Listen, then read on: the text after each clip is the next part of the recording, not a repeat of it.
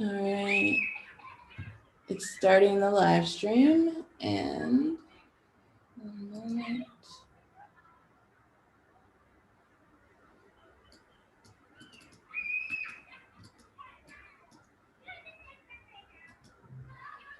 Awesome.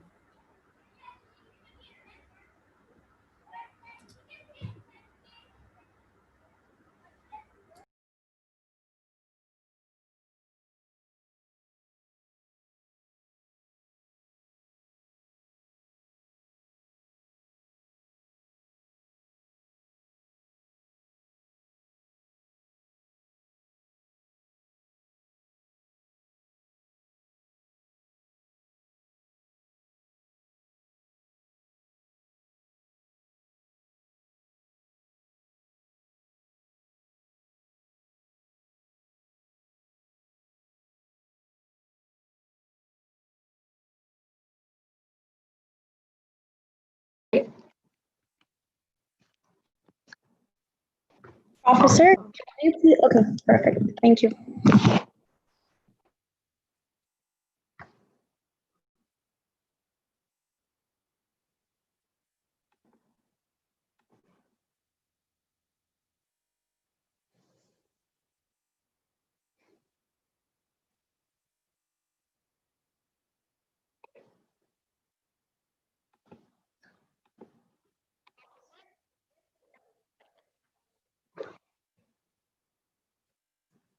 I like how Dr. Lusk also changed her display picture to AUSMUN's logo.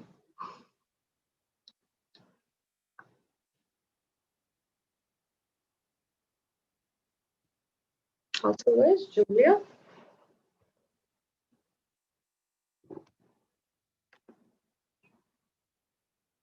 Ash, can you hear me? Oh my God, wait. Ash, can you hear me? Sarah, I can hear me also. Yeah, I muted the YouTube video. Should I change my name to something that has to do with ASMEN so Julia doesn't get lost when I post the questions? Yeah, sure. Give me a minute, rename. Yes.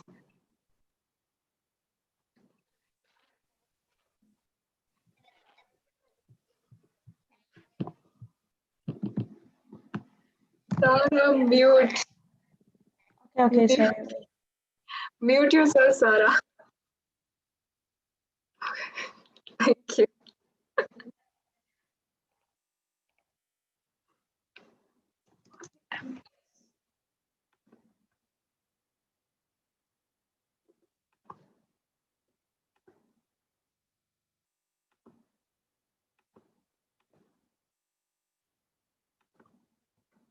Will we be able to see how many people are watching us on live stream at once?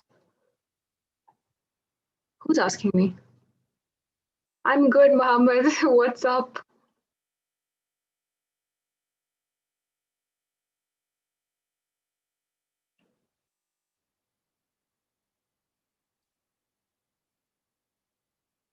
Oh, okay. Thanks, Mohammed. That's so sweet. Ash, so far 3 are watching the live stream, and I suppose it's us. Yeah, so there's no sound on the live stream unless I have my sound on, right? I guess. Wait, I'll unmute it and you can talk. Well, let me mute my sound and you guys keep talking, but oh yeah, I have mine muted, don't I? Okay, I have my YouTube muted also. All right, I'm gonna mute mine, you guys talk, and let's see if I have to have my sound on.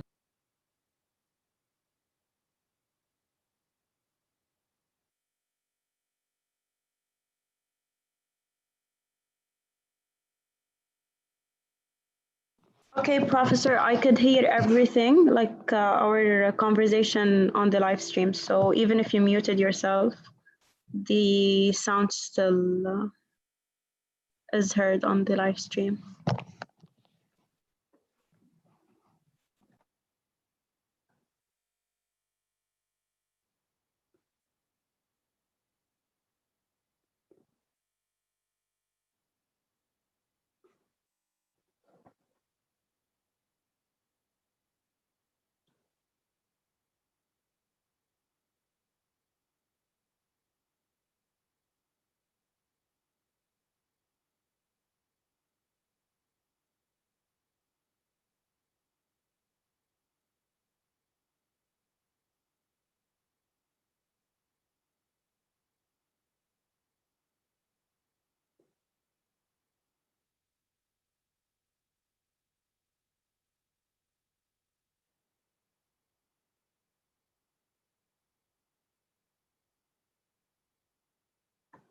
Dr. Lusk, I think you're controlling the waiting room, yes? We don't have a waiting room? We do.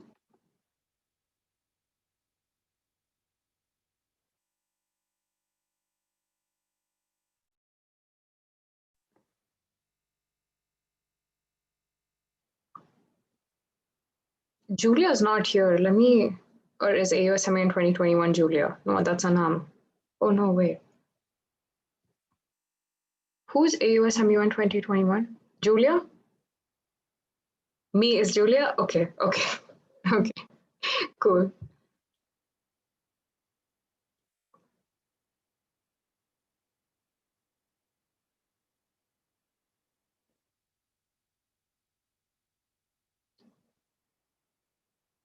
Okay, thing is, if Dr. Lusk makes you host, I don't know if she'd still be able to live stream. So remember we tested that yesterday?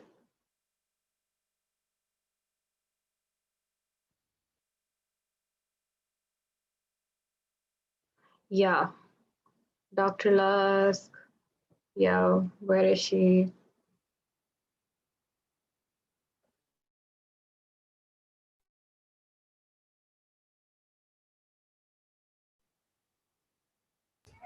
All right, so I switched co-host over to AUSMUN 2021. Is the live stream still going? Okay, thing is, if Dr. Lusk makes you host, I don't know if she's.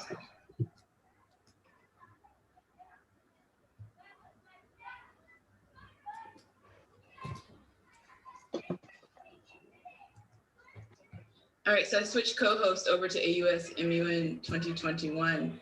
Is the live stream still going? Dr. Lusk, I'm sorry, can you mute? Dr. Lusk makes you host, I don't know if she's.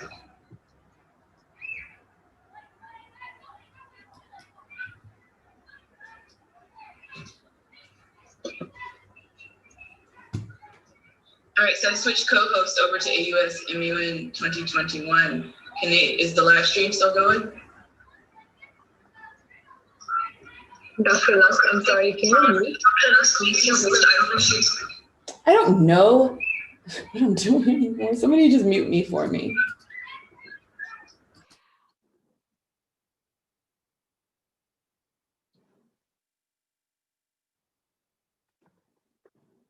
What? No.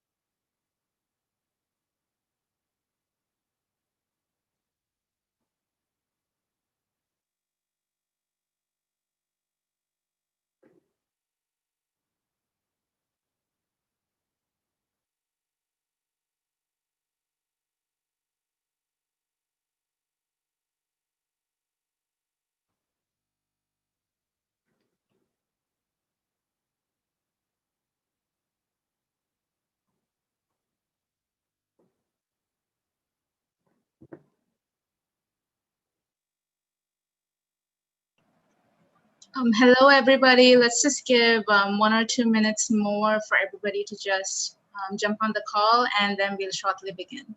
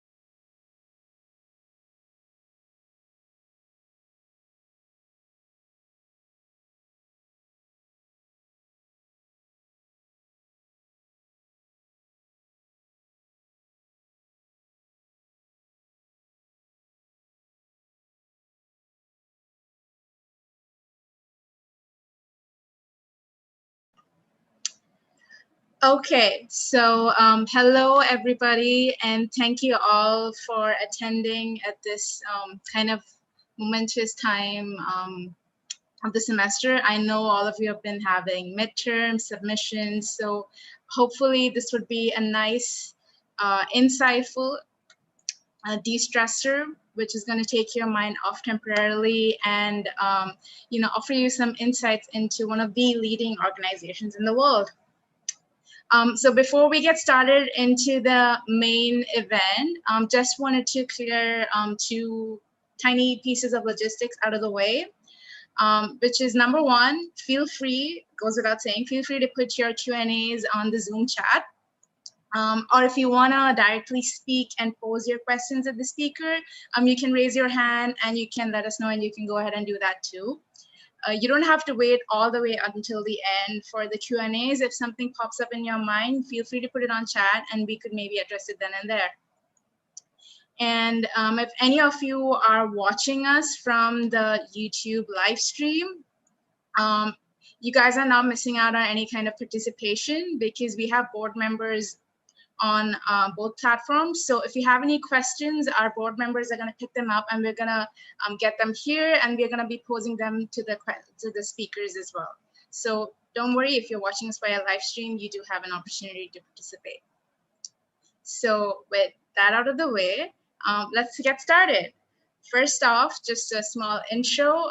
Who am I? I am part of the AUSMUN 2021 Executive Board. I'm Julia. I'm the Director of Research. And here with me today, I have 2 very esteemed guests from the world's largest humanitarian organization, which is the WFP, the United Nations World Food Program. And so here with us today, first, we have Ms. Nihal Yusuf Hegazi. Ms. Nihal, yes, she has her camera on. You can see her right there. Ms. Nihal is currently heading external partnerships for the GCC region for the WFP. And in terms of experience, she has over 25 years of experience in foreign multilateral affairs. She's worked in public policy with the Egyptian government, with the United Nations.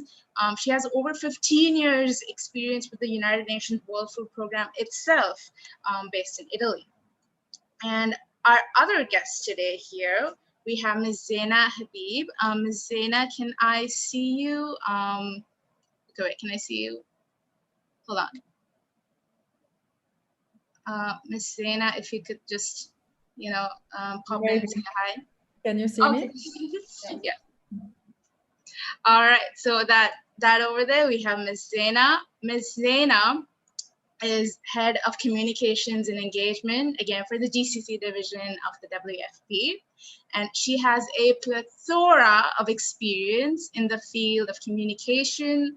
Her expertise ranges from public affairs to even things like branding. She's held managerial positions in top organizations like the Dubai Chamber of Commerce, as well as UNICEF and the WFP itself.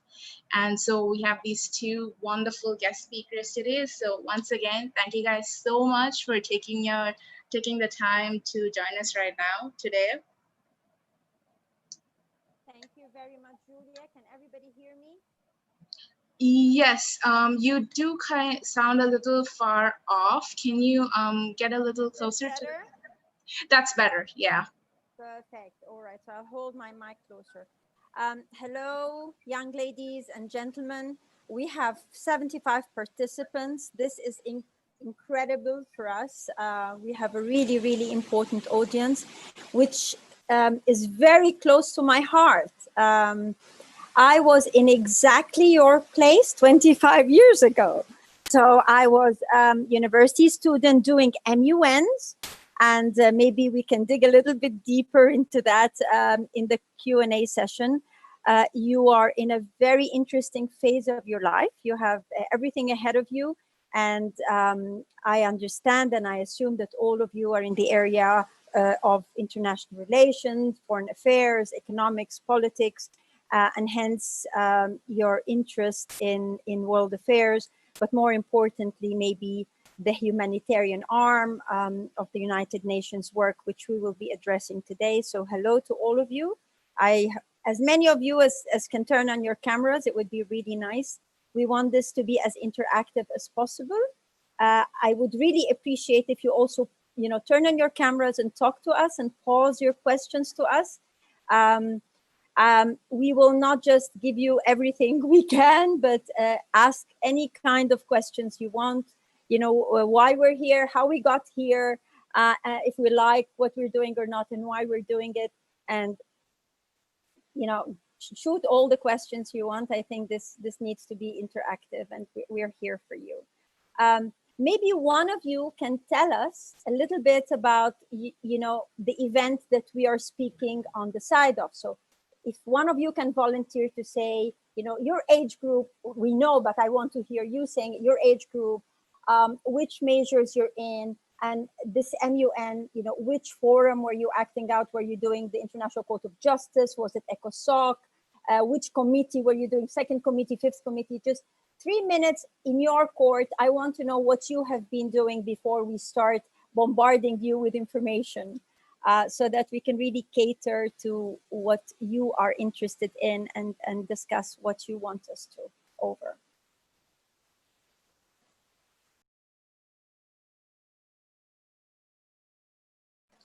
Any volunteers? Julia, you want to do it, or you want to volunteer one of your colleagues? There's a hand up for Mohammed Sadiq. Mohammed, go ahead. Hello there. So my name is Mohammed Aman Siddiqui. I'm a first-year student majoring in international studies. Now in AUSMUN, I'm chairing University Level Security Council. And within the last few months, I've only chaired Security Council because of the intellectual rigor and usually experienced delegates taking the spot up. And I've also grown more interested in how the United Nations deals with transboundary issues and issues of international security. But when I first started MUNs in late 2017, I began with humanitarian committees. So I started with the Human Rights Council, and then I did the General Assembly Third Committee, which is social and humanitarian issues. And then I went on to do the UN Women Committee. So it was pretty interesting what powers the UN has in humanitarian issues and what powers it doesn't have, especially with HRC. Like, is it just an advisory body or can it actually do stuff? and to what extent do countries actually listen to the advice given by the United Nations? To what extent does UN programs actually work out? So we have UN peacekeeping reforms. How well do UN peacekeeping forces work? And I've also chaired the United Nations High Commissioner for Refugees committee, so that was pretty interesting as well. Compared to HRC as well, I felt like UNHCR could do a lot more. UNHCR has a lot more in-person work to do, but it's about refugees, so it does involve a lot more groundwork as well, inherently. And yeah, it's a topic I'm really interested in, especially when it comes to human rights. When it comes to the Security Council, realistically speaking, I don't see myself being a diplomat in the SC or the GA, because role of a diplomat is pretty questionable, especially when we look at countries like China and the HRC. So being a human rights volunteer or a worker seems a lot more interesting to me, which is why I'm here today. Thank you, Mohammed. Thank you. Okay, I'll start a little bit and then we'll take more questions, but very interesting insights for sure. And we'll have a little bit more discussion as we go along. Let me tell you a little bit about the organization that we represent here today. So the United Nations World Food Programme, as Julia said, is the largest humanitarian agency in the world. And I'm sure all of you know, and we are very, very proud of this and humbled by the fact that we have received the Nobel Prize for Peace. We are the laureate this year for our work in recognition of the work of the World Food Programme in linking the issue of food security with conflict, and all the work we are doing to support populations around the world that have been impacted by conflict. So if we talk about the UN's role in the area of peace and security, maybe you think the World Food Programme, you know, you're giving food assistance. What does that have to do with peace and security? No, it is the heart and soul. People, you know, get into conflicts, crises escalate because of the lack of economic resources, because of the need to have, to secure your lives and livelihoods, to live a life that is, you know, free of need. And this has been a major factor in escalation of conflict. And that link we make on our work every day. And this was one of the main angles of our work that was recognized by the Nobel Prize Committee. And we can take more questions on that later. Just to start on a few numbers, and we don't want to bombard you with numbers, but you know, of the close to 700 million people in the world today go to bed hungry. I pause and let you take in that number. That is huge. They don't know where their next meal is coming from. Of those people in need, we're only able to support those that are in most critical need. And at the beginning of 2020, this number was around 100 million people. As a result of COVID-19, we're up to 100 or close to 140 now. So 138 million are the number of people that we assist today. We are present in over 88 countries. Our presence is usually a presence of, you know, we are there to provide support, but there are other countries in which we are present because of the partnership we have with them, like our presence in the UAE. I am based here, but the UAE has no WFP programs. We don't support the UAE population. We are here because the UAE is a partner, and I will explain a little bit more about that later. We are 100% voluntarily funded. So our budget last year was in the range of over $8 billion. That would allow us to meet the beneficiaries that we serve. And my colleague Zaina is going to tell you a little bit more about programmatically how we provide our assistance. So it's not about just giving food. We also use food to build resilience and do other things. And Zaina will elaborate a little bit on that. So over to you, Zaina, to give us a little bit about our programmatic approach. Thank you, Nihal. Thank you all for having me today. It's really a great pleasure to be with you. To build on what Nihal was saying, a lot of people who know the World Food Program, they think that we are only the agency, the humanitarian agency who provides just emergency relief and support, which means like whenever there is a natural disaster, whenever there is a huge conflict or war or something that starts, we are the first ones to be there on the ground and to support, to provide food aid, which is our mandate mainly. That's true. This is a big part of what we do, but this is not the only thing that WFP does. Because like every time we talk about food aid, a lot of people, the first question that comes to their mind is like, okay, till when are you gonna keep providing food aid? How aren't you creating dependency? Aren't people just relying on you and just forgetting about the importance of moving forward, moving on with their life? They lose maybe the drive to get back on their feet again. If you are always there and supporting. And this is why we say, what we do is, of course, we make sure that we are there within hours sometimes on the underground whenever there is an emergency that hits, to be there to support the people who need us, to provide them with food aid. In the beginning, we give them ready to eat food because, of course, a lot of them may have been displaced, they lost their homes, they lost everything they have, and they don't have the capacity or the means to buy food or to cook it. So what we do to have an immediate response, we provide them with food aid that is ready to eat.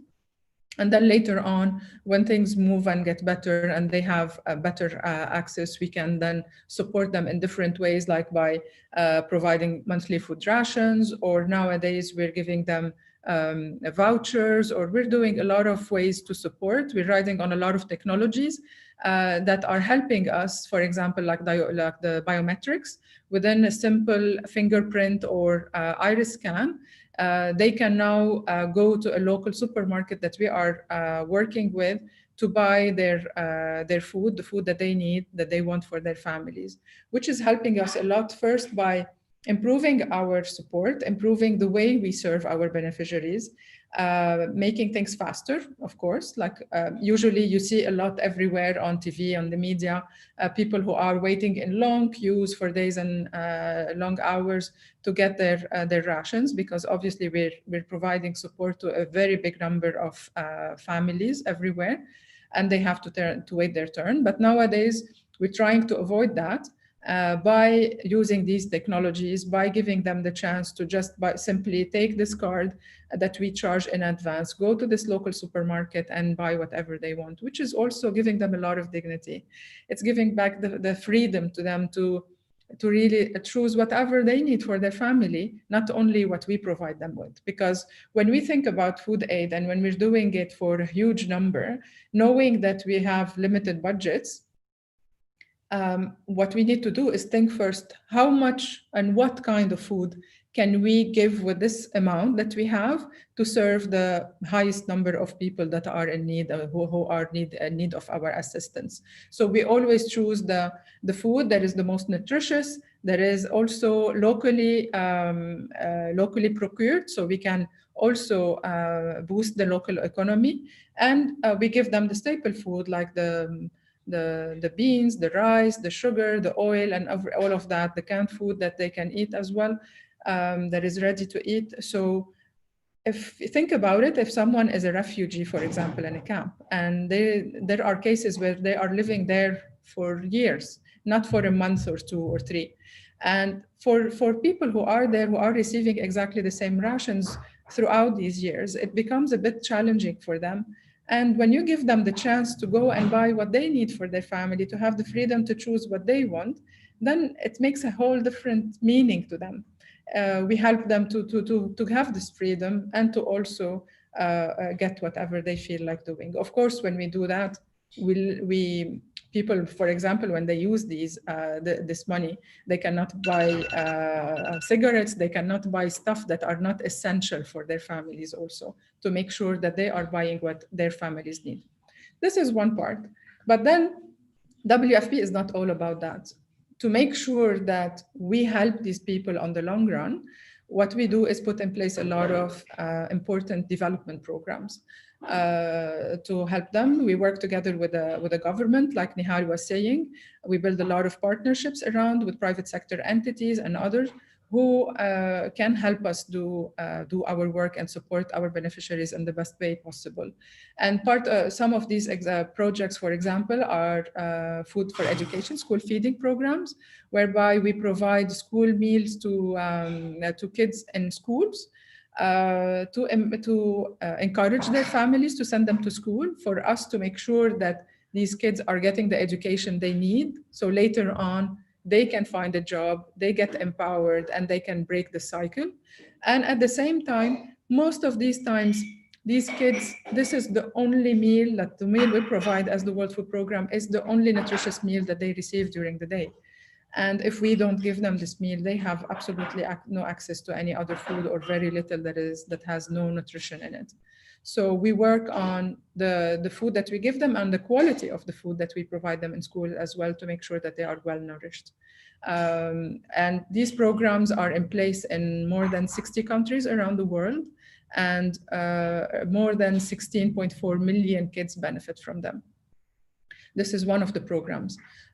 We have also food for work, food for training, where people, for example, who live in places where they suffered from conflicts, from natural disasters, and their communities need to be rebuilt. They need some support in their communities.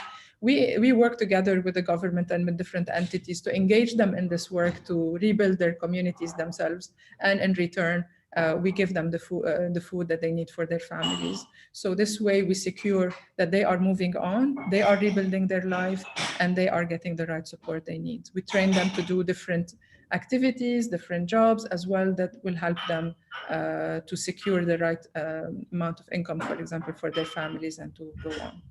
This is one of the programs that we do. I think to stop talking a bit, we talked a lot. I will share with you a short video that will give you an idea of how we work on the ground.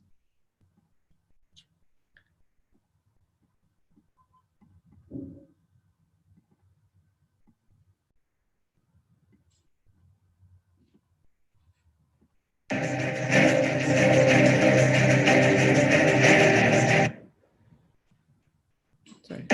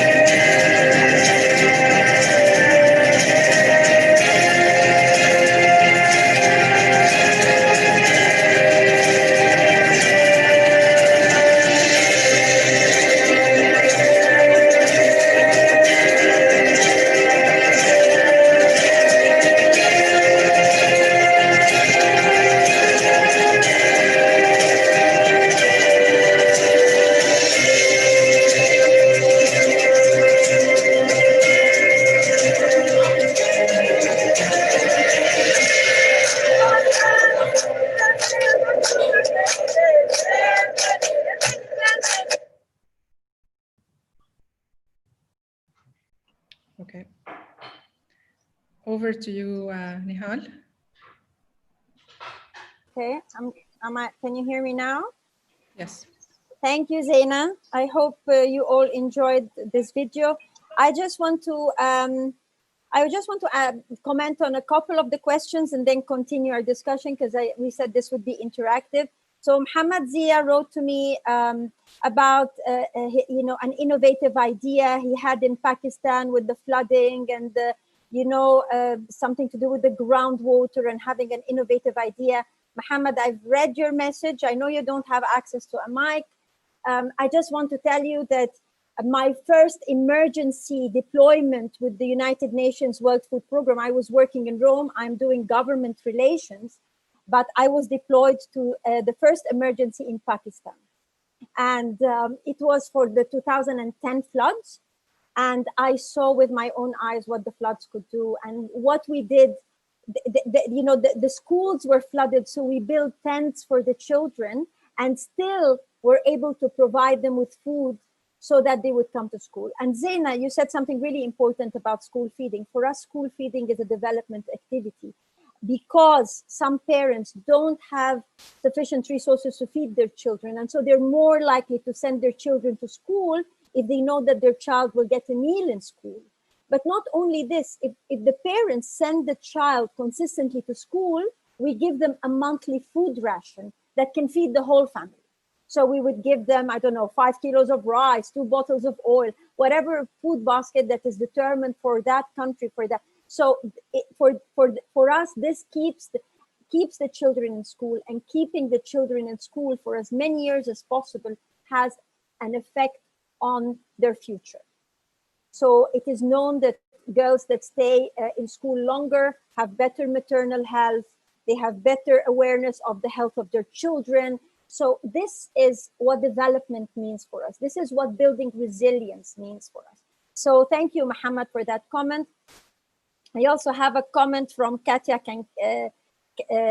Kanakri, who is the sister of a very, very good colleague. And I'm proud to say that she's a colleague. She's a colleague of yours, Claude, who is very close to my heart. And she's now working with the United Nations World Food Program, and was one day sitting exactly where all of you were.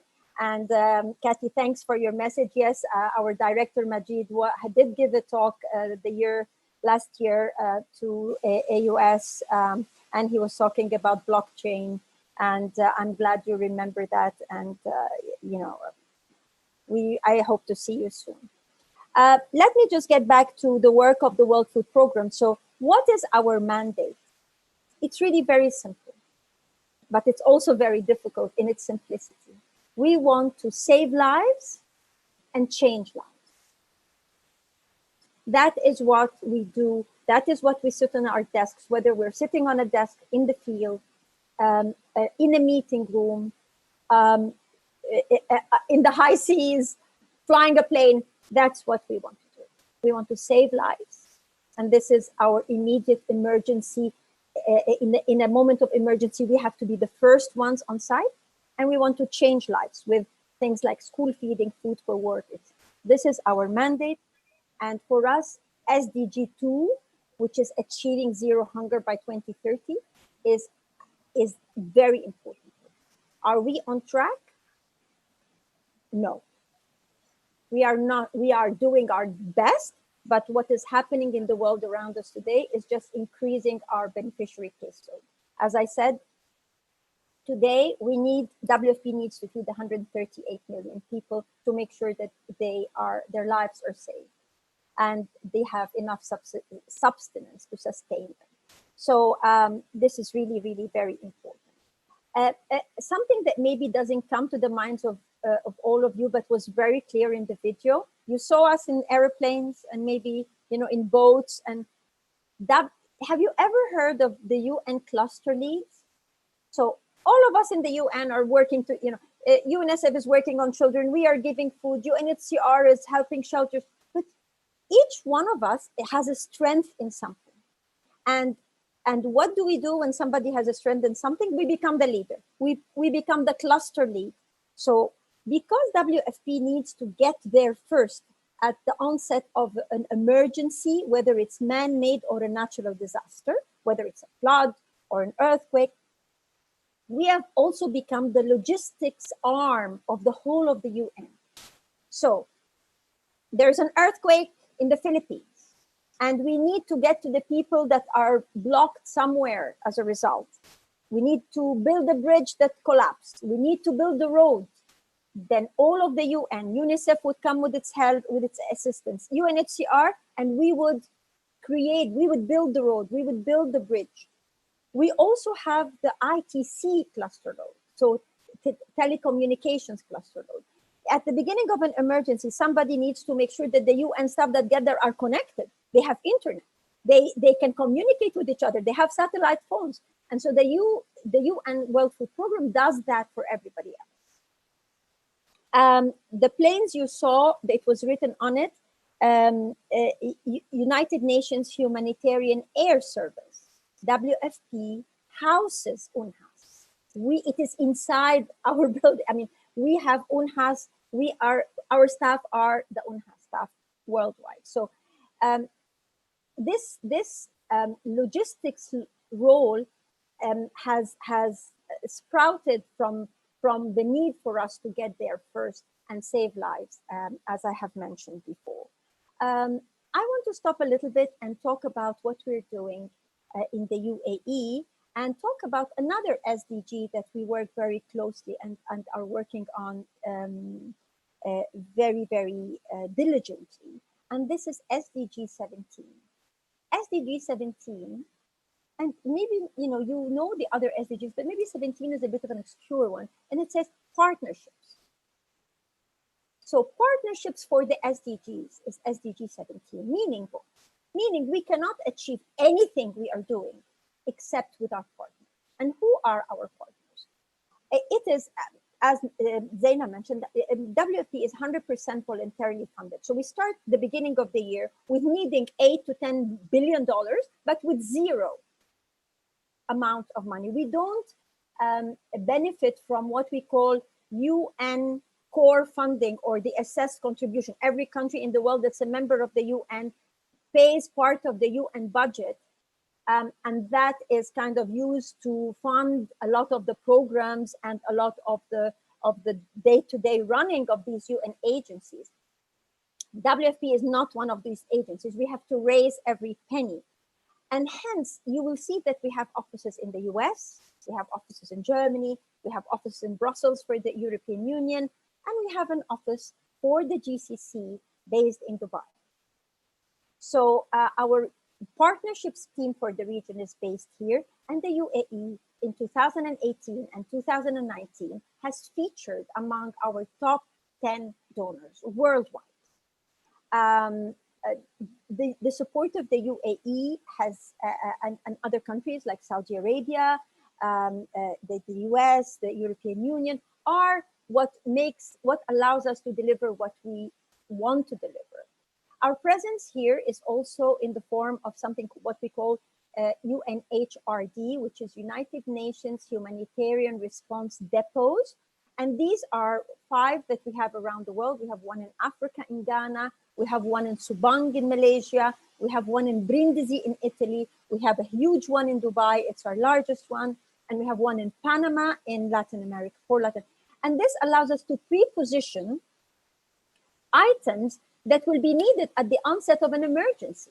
So wherever this emergency happens in the world, we would see what is the closest UNHRD and deploy whatever could be, provided for that emergency from that location. Dubai is, because of this incredible logistics infrastructure made available by the UAE government, Dubai is our largest hub. And this is something that you all need to know and be aware of. Julia, tell me.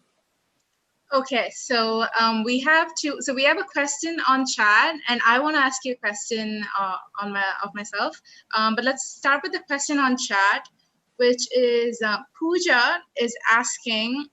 Actually, it's a very fundamental question, which is why shouldn't WFP get a part of the core funding when it's so important? Like it doesn't make sense. Okay. Not all of the UN agencies were created at the same time. So there are agencies that were created in 1945 with the creation of the UN as we know it today. So we had the League of Nations before, then we had the, and traditionally they have enjoyed core funding. Some UN agencies have grown because of a need for them to grow. So the history of WFP was, there was the Food and Agricultural Organization of the United Nations. As you know, Rome, as maybe you're not aware, you know that New York is a UN capital. Geneva is the European capital of the UN. Rome is the UN capital for food and agriculture. So all the agencies that have to do with food and agriculture are based. So Food and Agriculture Organization had a small emergency division in the 1960s that kept growing because, you know, there were needs to provide for emergencies, and that department grew so much that it could not be housed under that organization anymore. So the budget of FAO is in the range of $2 to $3 billion, but WFP today has a budget of $8 billion because we are program oriented. You see, we don't just do policy, and we're completely based on the programs that we have. If our programs expand, our work expands. If our program shrinks, our work shrinks. We're like an accordion. And the thing that we want the most is to go out of business. We don't want if we go out of business, it means there's no more the need for emergency interventions in the area of food security and hunger in the world. So it's something that has grown in the 60s into this organization. And so it grew through the need, and the partners, the donor countries, give us from their overseas development assistance. That's why our top donors, yes, we don't have core funding, but we are sure that every year the US is going to give us close to $1 billion. We are sure that Germany is going to give us this amount. We know that this money is coming, but it's not coming as part of their UN assessed contribution. You see what I mean? This is the first question. Your second question was?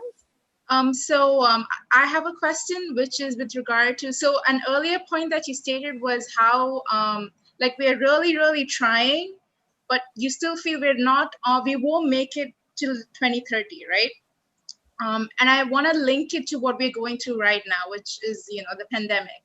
And I want to get your view on how it has particularly affected the organization's effects, for instance, especially in what you would call your hotspots, like where you really, really target your efforts. And I want to know how those vulnerable populations have been affected by what's going on. So the people that we assist are the people that, as I said, they are most critical need of food assistance. The biggest impact of COVID-19 is that the number of these people have increased, and they have increased because of the economic impact of the lockdown.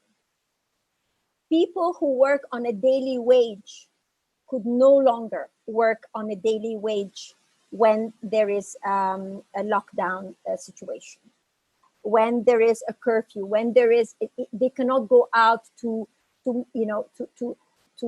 make sure that they have the needs of their family. They maybe have lost their jobs. A lot of people have lost. So the economic situation have impacted countries in general, but it has impacted them from the grassroots level up to the government level.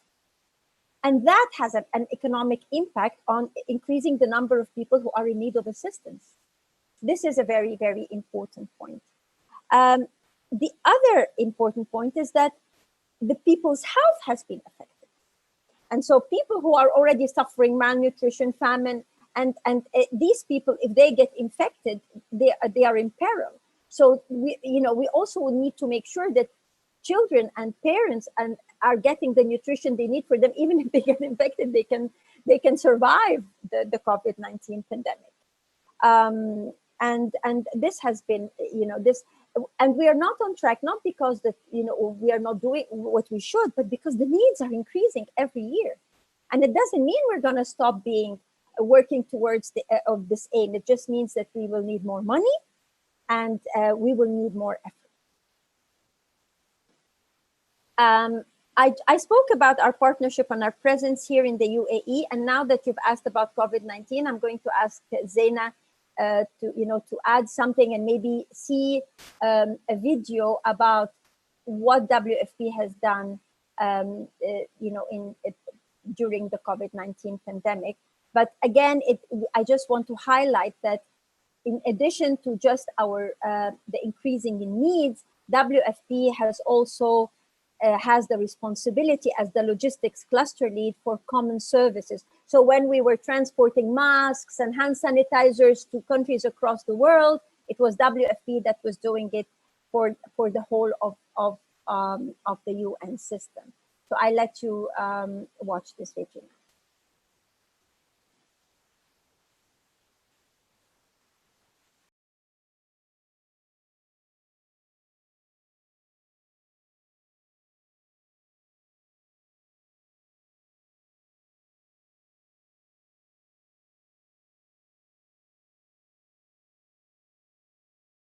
Zaina?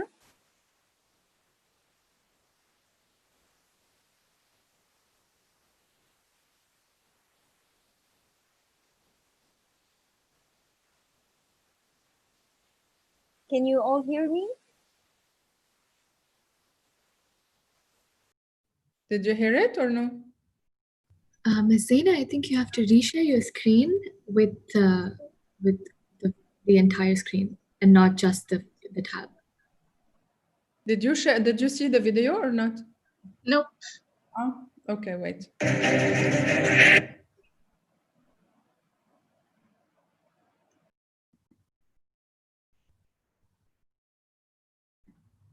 Okay.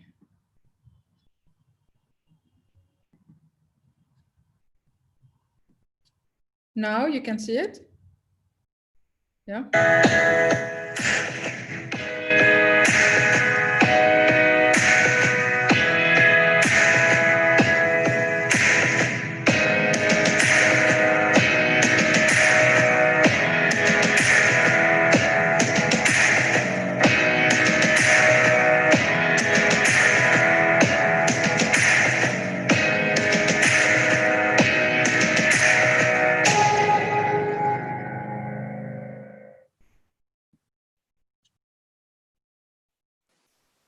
Thank you, Zaina.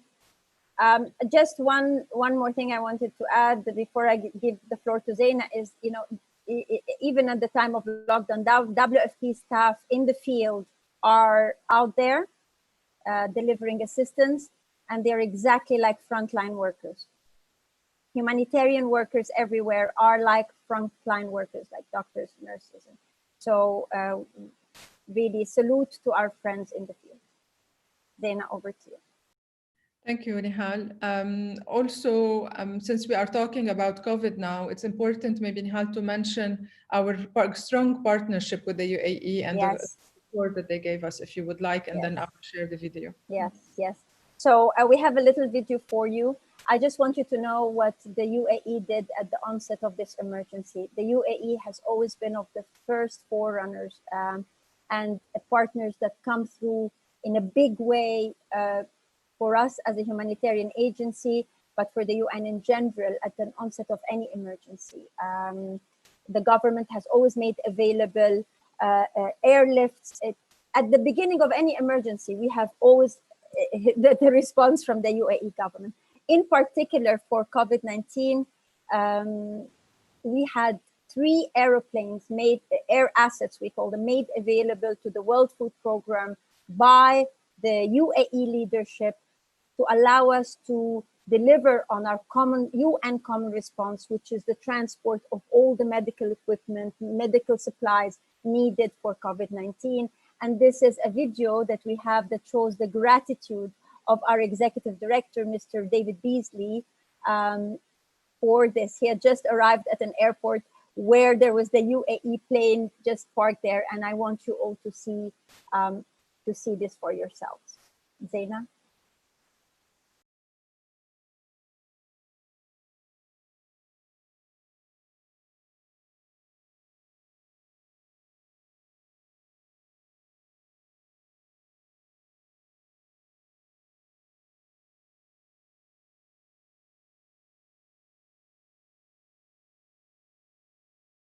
Zaina, we can't see it. Yeah, sorry, but I'm juggling between the different screens. Okay, there we go. Yeah. This this in-kind contribution right here, this C-17 is a result of the kindness of the people, the generosity of the UAE. I picked up the phone and called Mohammed bin Zayed. I said, brother, we need help. People are suffering, and this in-kind contribution will save many, many lives. He didn't blink an eye. He immediately said, we'll help. And so, to the people of UAE, the leadership, Mohammed bin Zayed, my dear brother, thank you for the kindness of your heart to help people and save lives.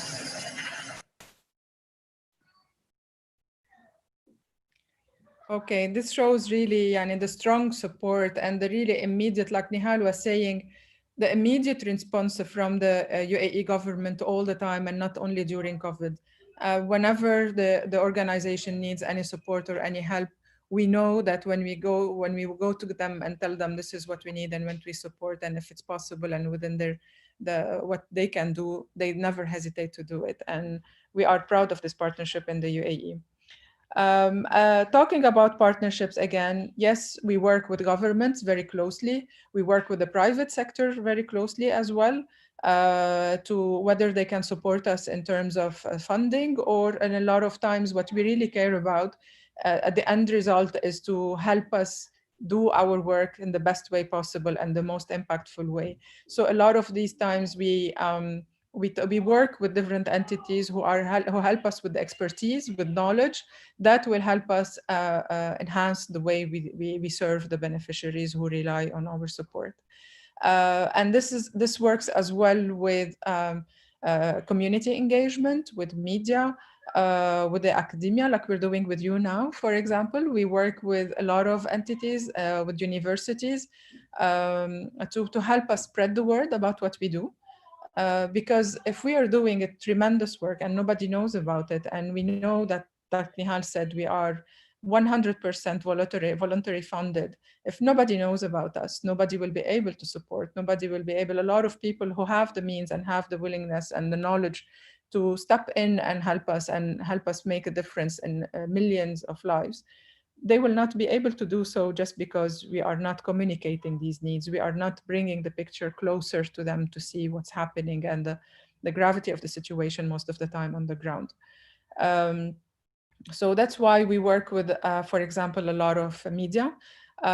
We build partnerships with the media globally, and from our office here, we work with the media and the GCC to help us have a voice somewhere, to have a bigger reach. To help us talk about these issues, whether by showing videos like we showed now in different events and occasions where we can, by doing some interviews with key spokespersons, by writing articles, showing what's happening and talking about the needs globally. And nowadays, of course, we cannot ignore the power of social media, where things like this video that you've just seen with the ED, was instantly, really, when he posted it on his Twitter, it got more than, 1,500 shares, I think, at the end. And all of these people who are really decision makers, people in very high places in the governments around the world, and here in the UAE, it was absolutely everywhere, honestly.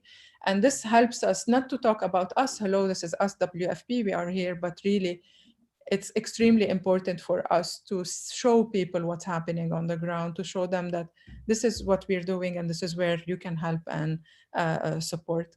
And knowing how fast the COVID impact was growing, and the higher number of people, the high number of people that it was impacting every single day, really, we needed something like that is immediate, that it's instant, to help us show what's happening and to get the immediate response that we need.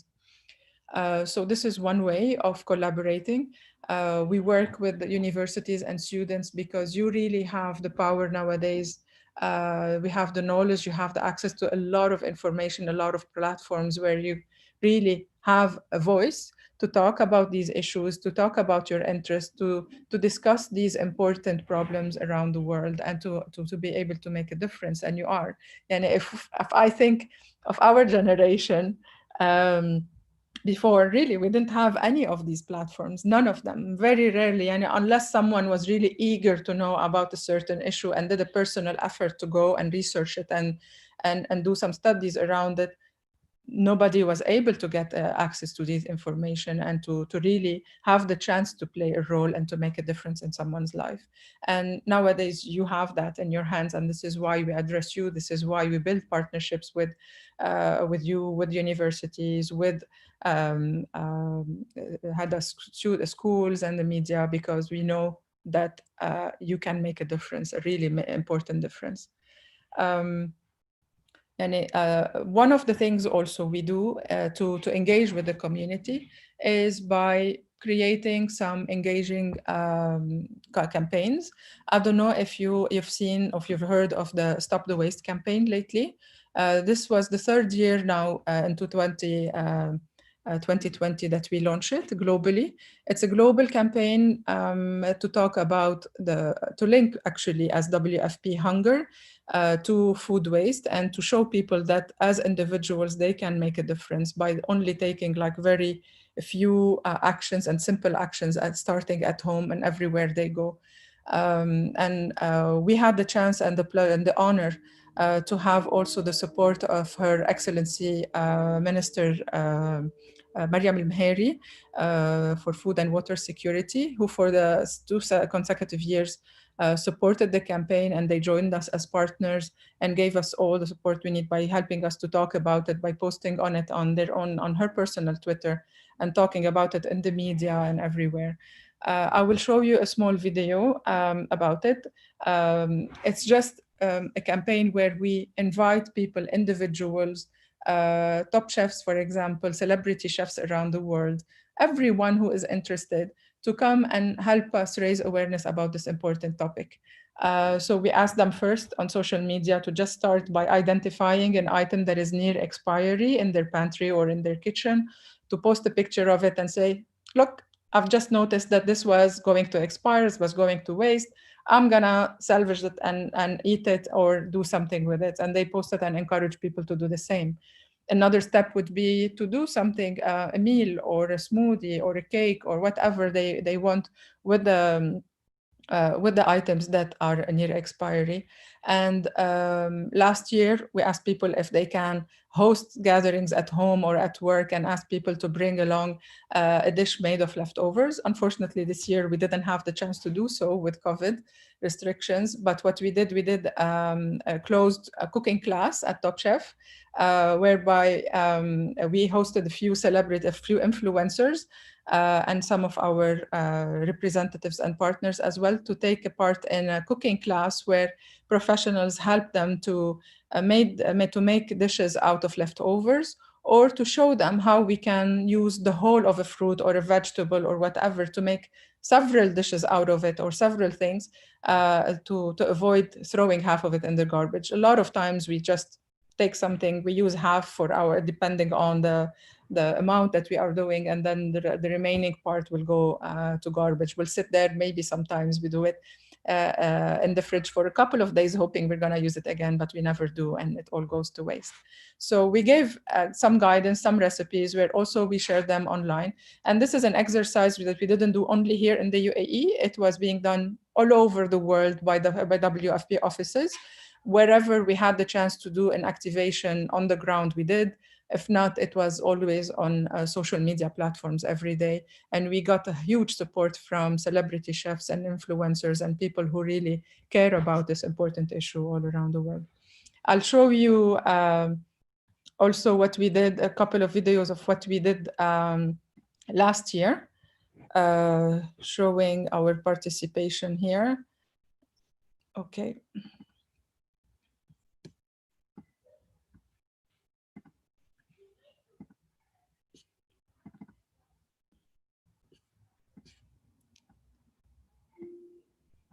Can you see it?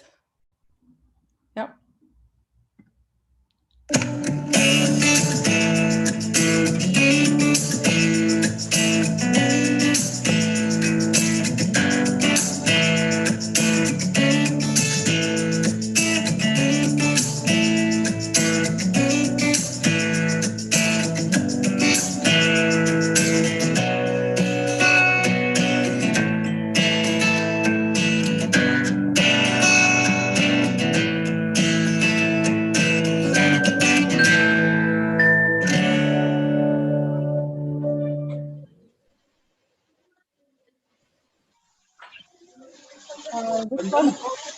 this was here, where we did, we participated with influencers. This shows you the cooking and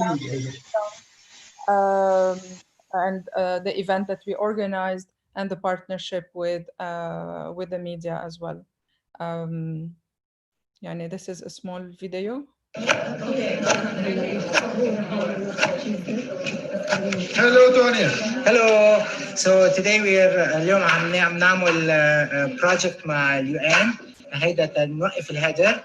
هون أنا على الستيشن we're presenting طريقة كيف فينا نرجع نعمل ريسايكلينج للأكل. وعم نعمل 3-4 ريسيبيز من شيء عادة دائما بينكب اللي هو بقايا بقايا عصير الجزر. So بعصير الجزر بيبقى البال. نحن we have developed 3 recipes to actually to stop the food waste. This is one. I'll show you just brief ones to give you an idea.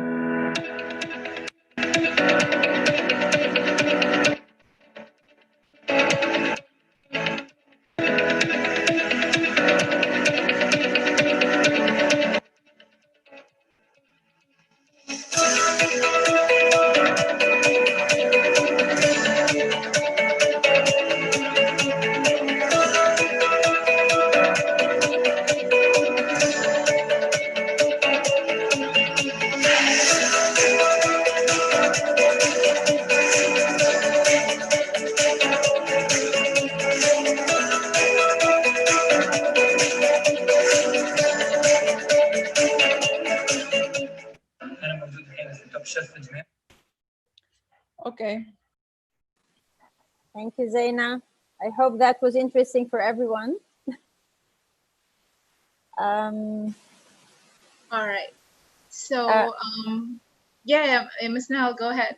No, I was just, I think before we close today, Zaina and I want to put things slightly in perspective and say that, you know, you ladies and gentlemen are our hope for the future.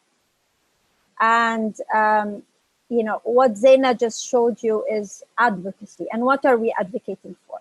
We are advocating always for the mandate that we're talking about, saving lives and changing lives, whether it's awareness of how many people in need are out there, what can we do to, you know, to bring light to the issue of need and food waste and all of that.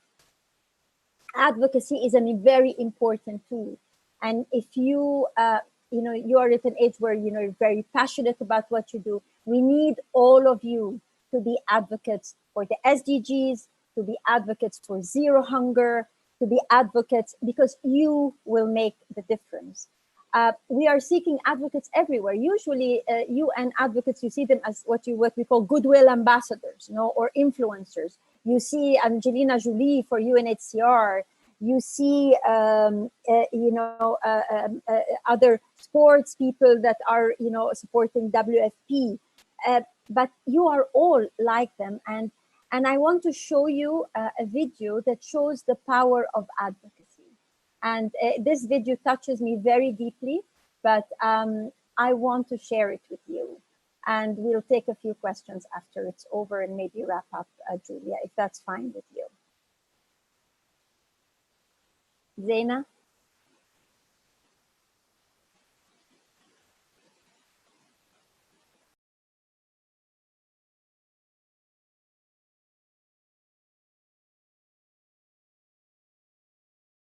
Zaina, there's no sound. Can you start it from the beginning?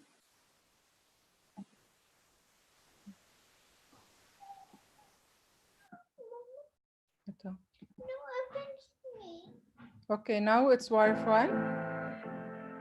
Yeah.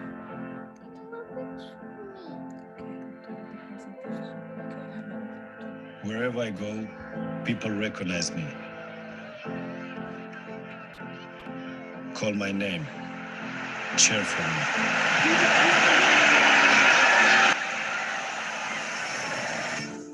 But there are names no one cheers for.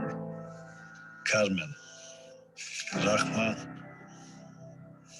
Antoine, Lida, Chewy, Mariko,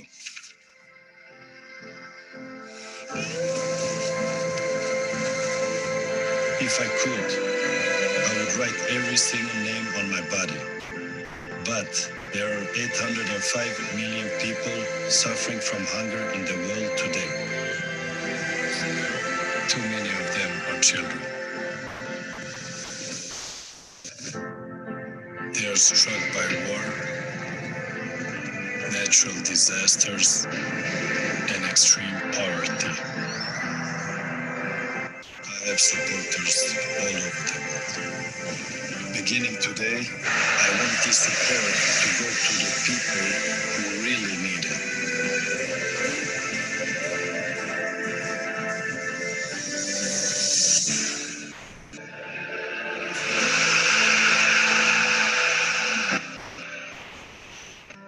So whenever you hear my name, you will think of their names.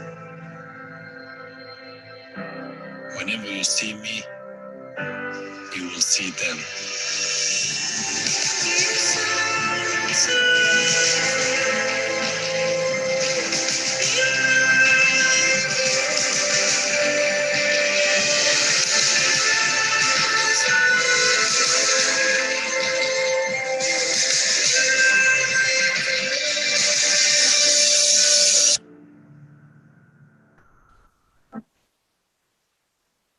Thank you, Zaina.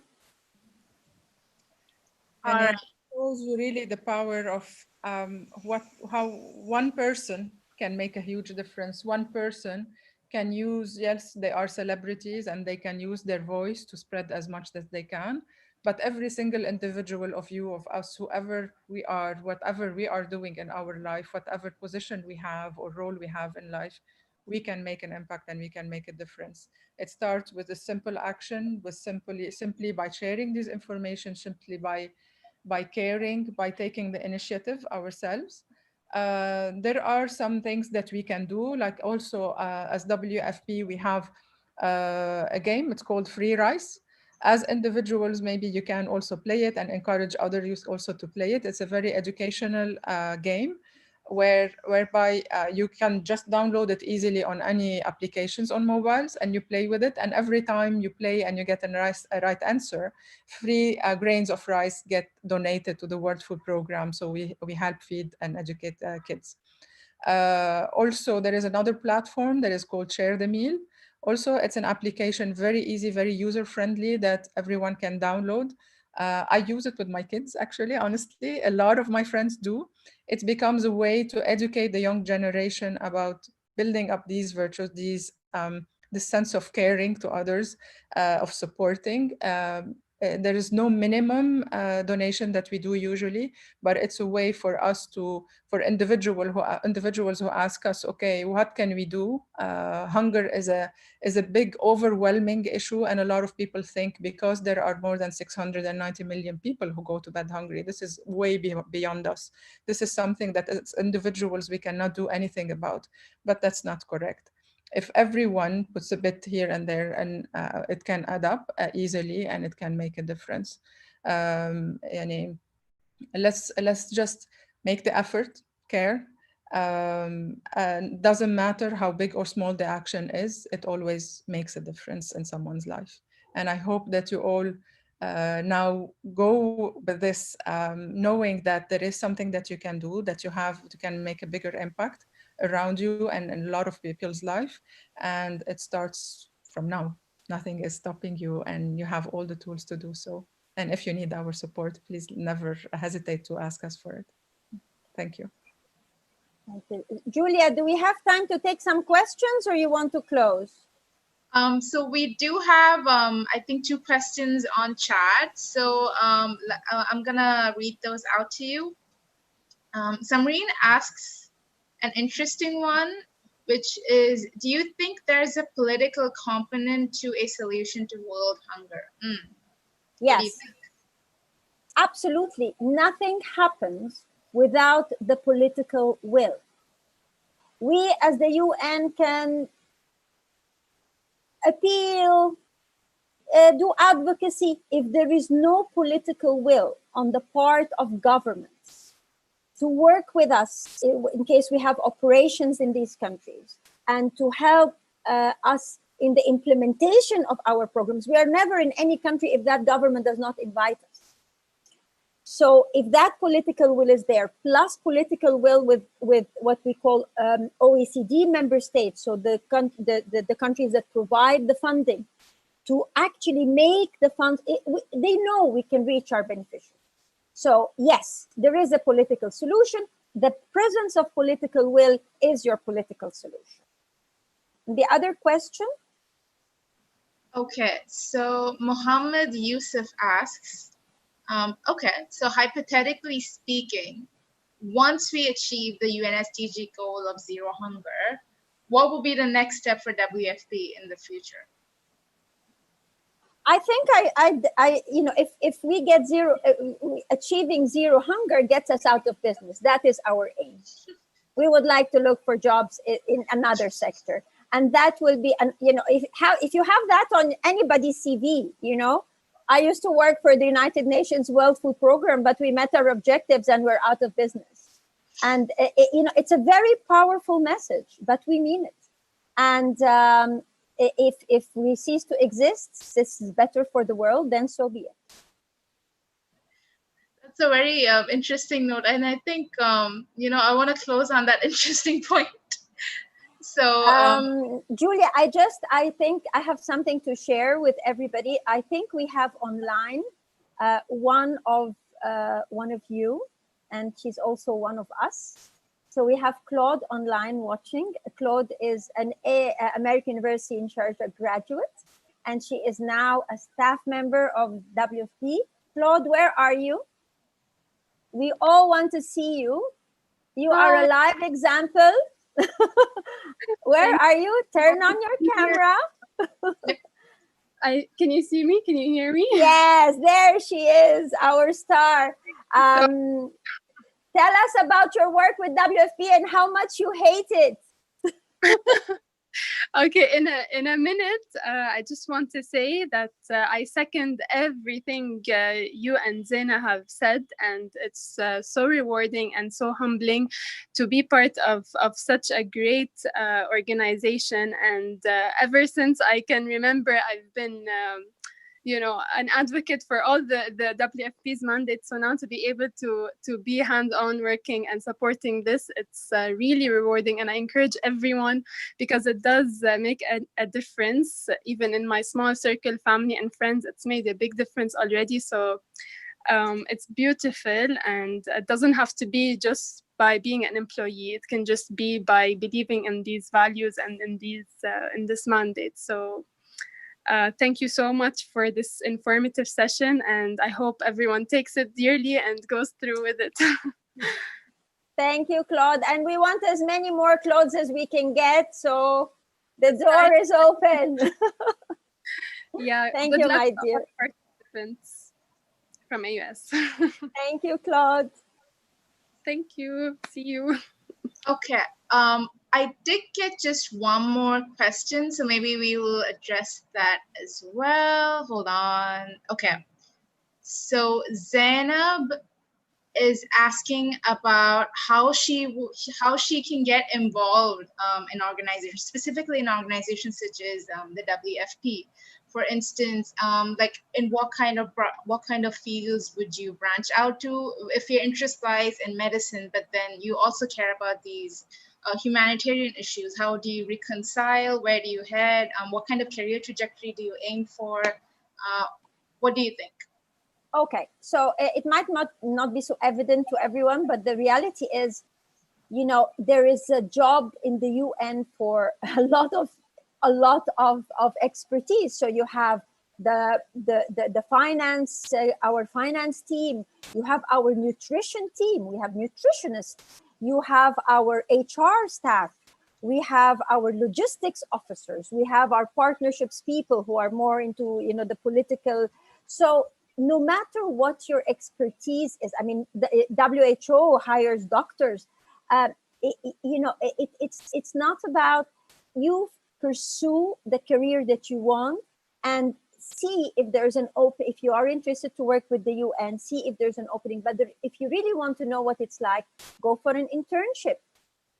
you know, see if you like it. Probably as an intern, you will be doing a very boring job, because it's not like you're going to come in as an intern and we're going to give you, you know, go to the field, deliver this. No, but you will at least see us at work. You know, what is important, you know, when Claude joined me, she was an intern or a volunteer. And what was she doing? She was helping us writing briefing documents for our executive directors for his meetings with the leadership in the GCC countries in the UAE. We were doing research about what kind of funding the UAE was doing, what are they interested in, so we were doing. So it's research, it's writing skills, it's communications. You see, Zaina is a communications professional at the highest level. She is using her communications expertise to work for the UN. So there is no, you know, limited field. You can work with the UN in many, many different capacities, in many, many different hats, whether, as I said before, on a desk or in the field. Just pursue what you're passionate about. And you can even help humanity even without joining the UN. You know, you can do so many things. Just follow your passion and do what you love. And that is a very important advice I give. Over, Zaina, for your last words of wisdom. I hand over back to Zaina. Thank you so much. Really, it was a great pleasure to really have this discussion with you. And for me, it's not something that we would like to do just to tick a box or to say that we gave a presentation. For me, it's much, much more than that. It's really doing our job, taking responsibility of what we promised to do as part of our job to help to reach the point to help our beneficiary. When you talk about spreading awareness, when you talk about delivering these messages, bringing the picture closer to people to show them what's happening on the ground, I think this is what helps to make a difference. This is what helps us also to reach the ones that we need to reach, to mobilize resources, mobilize decision makers, mobilize people around to take action, to do something to help. Sometimes it's something that is sitting there on someone's desk, and just by talking about it, but making some noise about it, we just make sure that they pay attention and they make it a priority. So whenever you can talk about these subjects, please do. Help us share awareness, help us really tell people about what's happening and how urgent the support is needed, especially nowadays during these challenging times when the number of hungry people around the world is increasing by the day. We need every single support you can make, and definitely I'm sure you can make a huge difference by making whatever you are doing every day and paying attention to these issues and making a small step, small effort to make other people know about it and take action. Thank you so much. All right, so that brings us to an end. Again, thank you so much for taking the time out to be here today. This was super insightful. The chat box is overflowing with you know, just the kind of advice that they received today. Everybody found it super motivational. And again, thank you guys for being here. Thank you. All right. Thank you. Bye. Bye. Good luck, everyone. 1 minute, if the board can turn on their camera, we can take a picture before we leave. Virtual screenshot picture, because that's all we can do now. Okay. All right, I'm just gonna spotlight. Okay, wait 1 second. I'm gonna remove the spotlight. Just give me a second. Okay. Anam, do you have gallery view on? Is Zaina gone? Oh no, Zaina's there? No, Zaina, Miss Zaina's here. Okay. Do you want gallery view? Yes, do gallery view, and I think Anam's taking the picture. As long as she's on gallery view, it's fine. Is everyone ready?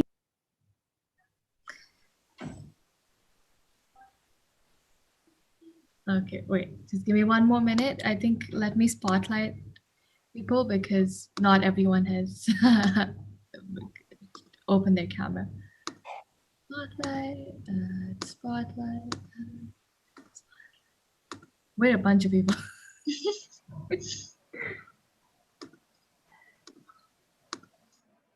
Yes.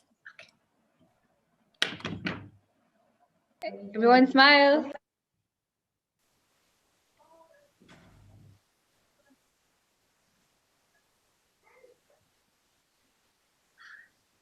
Awesome. Thank you. Okay, don't forget to send us the pictures. Thanks. We Bye. won't. Bye, bye, bye, Thank you. Bye. bye, bye.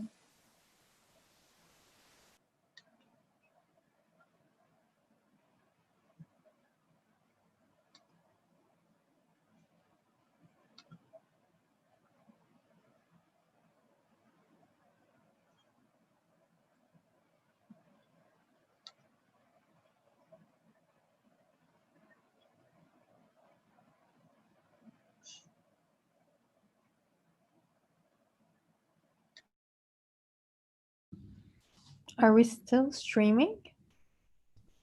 Yeah. I think we can. How do we stop it? I'll stop live stream, right? It should Yes. live